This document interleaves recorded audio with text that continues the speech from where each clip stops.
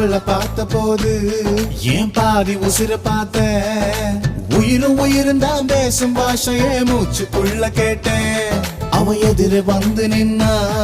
என் மீதி உசிர தருவேன் பார்வைப்படுகிற தூரம் போதுமே பக்தன் போல கிடப்பேன் அவ சிரிச்சா வெளிச்சா உருவா